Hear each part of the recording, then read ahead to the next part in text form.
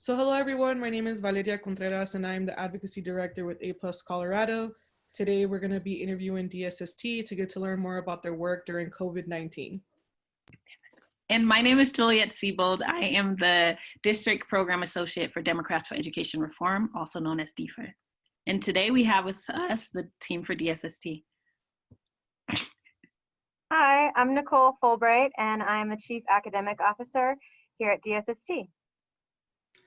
I'm Jess Pelfy. I'm the Director of College Initiatives at DSST. Stephanie, do you want to introduce yourself? Oh, yes. Hi, I'm Stephanie Guillory. I'm Manager of Communications at DSST Public Schools. Awesome. Thank you, ladies, so much. So we're just going to get right into it. As you guys already know, the interviews is just to highlight some of the work that you're doing, especially during this time, and to also talk about some of the work you're doing, especially around college readiness and how you're getting seniors ready or calm during this time. So our first question is, what does e-learning look like in your schools, and how have your schools responded to virtual learning? Yeah, so e-learning during this time for us has really involved thinking about how do we continue to offer our core programming and do it in a way that is accessible and really drives towards equity of access for our students. And so at a really high level, we have a weekly schedule where students are logging in the beginning of the day to connect with their advisor. And their advisor really is responsible for a small group of kids and connecting more on sort of a personal wellness perspective, knowing that during this time we're seeing, increase in terms of trauma and different circumstances that are really challenging in a variety of different ways, both for our adults and for our students. And so doing that wellness check-in to start the day. And then we have actually taken the approach of doing a mostly synchronous learning model with asynchronous access to material. So the way that has looked for us is students are able to access their core classes with their teacher live, but all of their coursework is actually published on Monday and due on Friday, such that students who are not able to access their synchronous classes at that specific time still have access to all the content and material, and it's designed in a way where they can really complete that on their own time to really increase equity of access. And so some real highlights we've seen, we were able to get to 100% technology access in terms of providing students with, we have a one-to-one laptop program, so that already existed, but have really made a strong push for getting all kids Wi-Fi access. And that has looked like a really large effort to meet kids where they are. So for example, we've sent 5 MiFi devices to Mexico for students who have moved to Mexico during this time with their family. We've sent MiFi devices to Las Vegas, New Mexico, all sorts of things to get kids access to internet, which we know is a foundation for access to course material during this time. So that has been a big highlight, and we've seen thus far, we've made a really big push to reach out individually to all families, and we've seen thus far around 96% in terms of our daily attendance, which has been really spectacular to see because it tells us that we're really reaching our families and still working to reach that other 4% that is maybe not accessing their course content on a daily basis. Thank you for sharing all of that. If you wanted me to add anything else too, feel free. Oh yeah, if anyone has anything to add, please go ahead. You're doing great, Nicole. Yeah, I'll add that was great, Nicole. I'll also add that we know it's really important for students to have a really good learning environment, and that can be a challenge at home sometimes. So we've also been lending out like desks and chairs and headphones so that students can have a really optimal learning experience.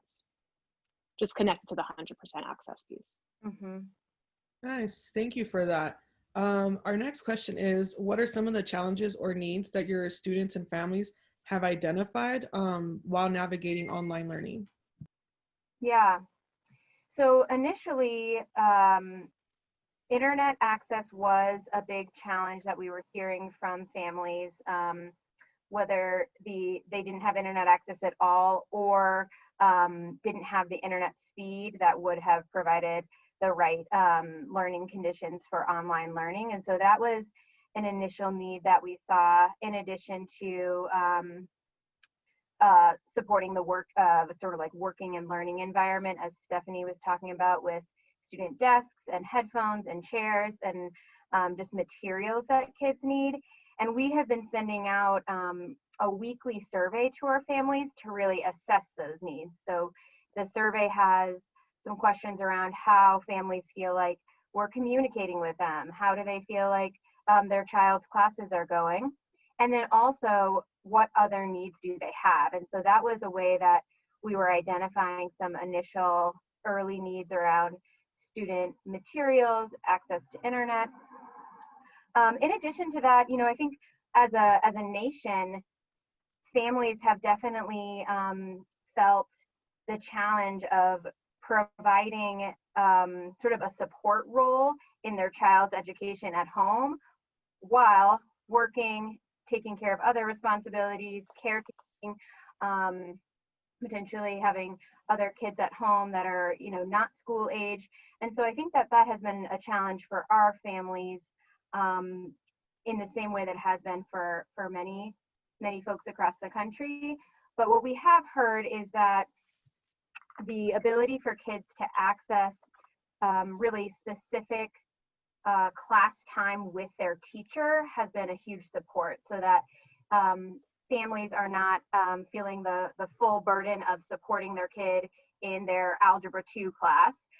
They actually have access to their teacher, who can then support and answer questions and provide guidance to students. So that's one thing that has been a need in terms of making sure we're providing that support. And then I would say,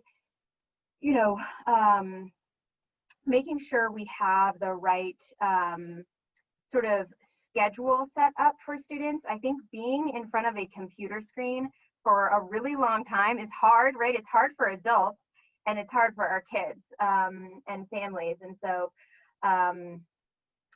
currently our day is roughly 9 to 3.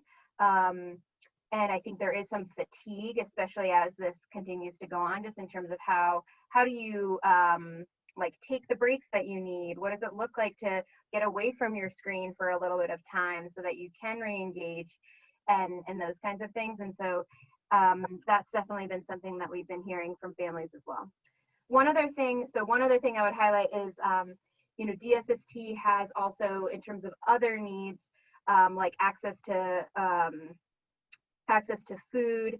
We have started a family relief fund. So we have something called our DSST COVID Family Relief Fund. And we're, currently at over $60,000 in donations to this relief fund, and have been able to provide meal delivery for a lot of our families who have identified that as a need. And it's a situation where they're able to get meals directly delivered to their home. And for some, that has really been supportive, so that they're not having to necessarily go out in a time where there's a lot of different circumstances happening for folks at home. Awesome. Thank you, Nicole. It seems like you guys have done a really good job identifying problems or challenges and coming up with solutions that are realistic for families. And as you talk about delivery, food specifically, but how do you think these changes or these needs that you've identified in your schools, how do you think they'll impact the way you deliver instructions in the future? Yeah, it's a really great question. We've been thinking a lot about this recently, and just thinking about how can we apply the lessons learned from this period of time into how we think about going forward. And I think there's two core things that we've really been thinking about. One is really the importance of ensuring that we're providing all of our kids equitable access and ensuring that we're giving our kids access to grade level content in a time where inequity can really, and in my view, will be exacerbated during this time in our country, between haves and have-nots and people who have access and people who do not. And I think you can see that in instruction as well if you're not really thoughtful about how that looks. And so thinking about how we're really supporting our teachers and our team around planning and delivering grade level rigorous content is something that we've really learned a lot on how we can best support there, and are thinking about transitioning some of that into how we're thinking about our future looking work. So currently we have a set of teacher leaders who are working with our network team to really plan content that then all teachers have access to. And I think that has been really supportive of ensuring that we have really high quality content in front of our kids, and also that we're supporting our teacher team in a time that's really hard for them, for all of us as well. So that's been one of the things that we've learned. We've also learned that, for some students that these types of learning modules is what we're calling them, really meet their needs potentially in a way that that haven't been in previous times. And we've seen some kids who were previously not as successful in accessing and completing coursework are now accessing and completing coursework in a different way, because they can be more self-paced, because they can be kind of taking some more ownership on what specifically they want to ask their teacher and where they need help. And so thinking about how can we apply those lessons learned in sort of like that student agency and ownership over their education into our planning for next year and beyond. Jess and Stephanie, feel free to jump in if there's anything you feel like you want to add. Great, thank you for that. We're kind of going to shift our questions to talk specifically about seniors currently in your schools. So one of our questions is, what are some benefits, if any, that you're hearing directly from students with online learning?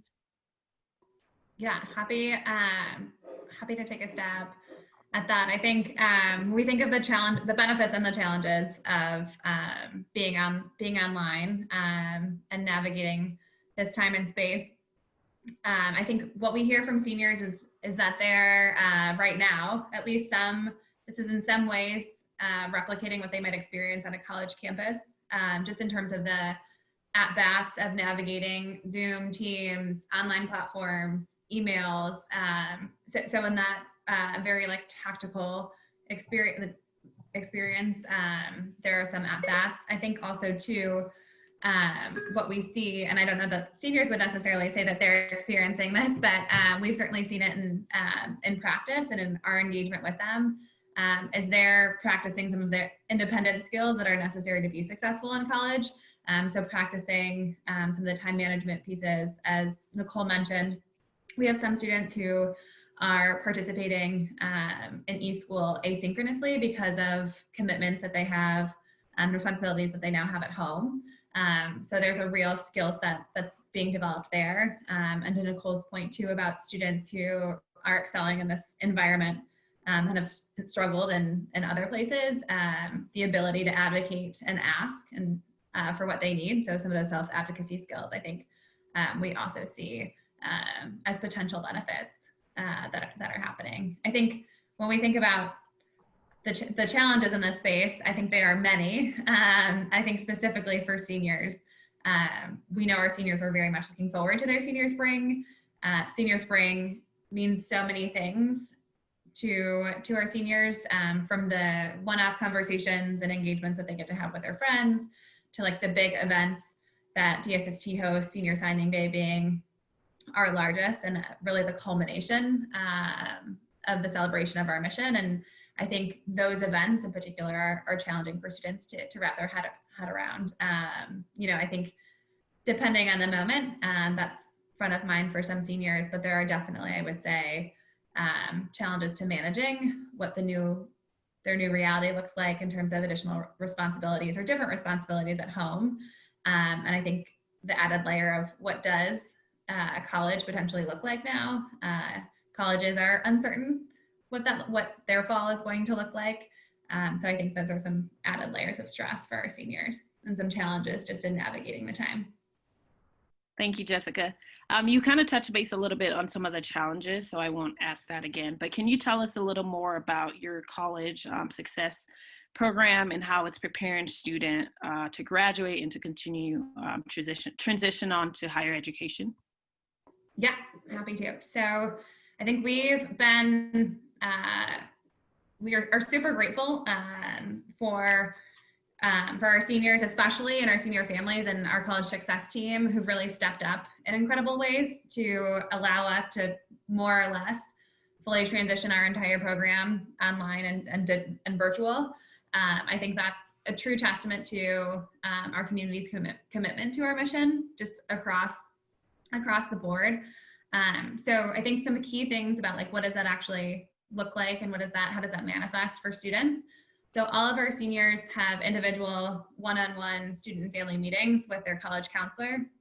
Those meetings are happening right now. They're primarily focused around discussing and planning next steps. So comparing award letters, comparing what a post-secondary experience might look like at different college campuses and in different programs. Certainly discussing what summer bridge programs are still available and what type of affinity groups might be helpful in supporting student access there. So those one-on-one meetings and those one-on-one connections are huge. And I think our biggest lever for impact in supporting our seniors as they explore and ultimately commit to their next steps. I think another piece, building from what Nicole had shared about our commitment to 100% of our seniors are individually connecting with their college counselor each week. And so not only is there the family meeting with student, but there's also an individual connect as well. And so relationships and the maintenance of those relationships has really been key. And you know, many of those conversations or those connection points are around certainly tactical post-secondary planning, but they're also very much also about general wellness and well-being of that student and their family, because there are so many layers and things that are happening for them. I would add like two other things to what we're doing with our seniors, how we're supporting them. We are, I think this came through in some of Nicole's responses, we are very much about input and feedback from our students and families. So we do have surveys out to seniors asking how they want to be supported in their transition from DSST. So based on what that feedback, based on their feedback, we will ultimately pivot some of our supports in our programming. But what I can definitely say continues and has continued for our seniors as they graduate is a differentiated texting platform that we leverage. So depending on students' expected college completion rate and just depending on where they're enrolling, they get different texts specific to their college or university, specific to kind of where they fall with their ECC about different supports that they can access and friendly nudges and reminders to check into your portal, to accept your financial aid, you know, and also celebratory things of like, happy first day, like, you know, we hope you had a great first week. So that's something that we've continued and will continue to leverage. And again, we'll supplement that or potentially even replace some of that aspects of that with student feedback as well. Thank you for all of that. Yeah. Are there any students that you all would like to take the time to highlight and give a shout out to? Yeah, I'm happy to share a few students.